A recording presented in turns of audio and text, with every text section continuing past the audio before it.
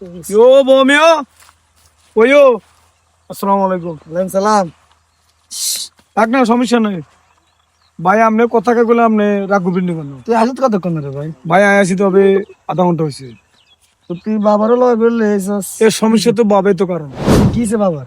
বাবারা নিছিলাম না রাগ পাল্লাই, হ্যাঁ, বাবা আনেও বলো অশান্তি করে। বাবা বললো অশান্তি করে।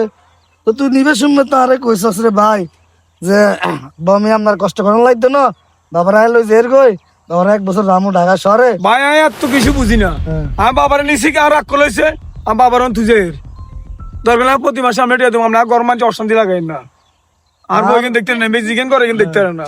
আর তুই মাসে লাগতো না, তুই আর বাবার আর কাছে রাই যা। তোমার বাবার কি হইছে তুই আরে ক। আনে বাবারে জিজ্ঞেন না হেতেন না। আনে বাবারে তুই কি জানেন না গড়টার শান্তি রান একটু শান্তি রাই। যখন মুরব্বী মানুষ হয়ে গেছে, বুয়া সুয়া মানুষ হয়ে গেছে গই, যখন কি করি বাবার আঙুলে তো কত কষ্ট করছে বাবা ছোট থাকতে। তুই একটা যে চিন্তা কর খলিল। আপনার জ্ঞান দিয়ে না, শহরে তো আপনার জ্ঞান দিয়ে না। আমি আর দিন পরিশ্রম করি আমার অ্যাকচুয়ালি আলো শুরু করবো কে কে। আয় তো মানুষ আবার নিবার পরে ফ্যামিলি মাঝে শুরু হয়েছে অশান্তি। তুই একটা যে চিন্তা করছস, আজ তুই তোর বউর কথা ধরি তুই আজ বাবার এত বড় কথা বললি আমার সামনে। এটা কোনো কথা বললি তুই? ভাই, আয় তুই এতক্ষণ- দেখ, তুই দেখ এ বাবা তোর লাই আল্লাহ কত কষ্ট করছে, কত কষ্ট করছে। নিজে একবেলা খায় না, আমি দুনো করে খাবাইছে। একটা কাশি দিতে পারি নাই, ডাক্তারের কাছে লয়ে গেছে। বাবার সপ্তাহ টানা জ্বর, বাবা কখনো ডাক্তার দেখে নাই। তুই চিন্তা কর তোর জন্য আর আমার জন্য বাপে আমি বললাম কি না করছে। আজ আর তুই বোর কথা শুনি তুই বাপরে দিস হারি লাগতো না খলিল, একটা গল লাগতো না। আমার যতক্ষণ রাত আছে এ আমি অস্কার দিকে করি আর বারে খাবামো মনে রাখ পর্যন্ত।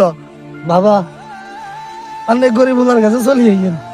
আই আমরা হ্যাঁ তুমি বালা খাবামো ডাইলার আল্লাহ পত্র দিয়ে আমরা মরণ পর্যন্ত আই আমরা খেদমত করি যাবো।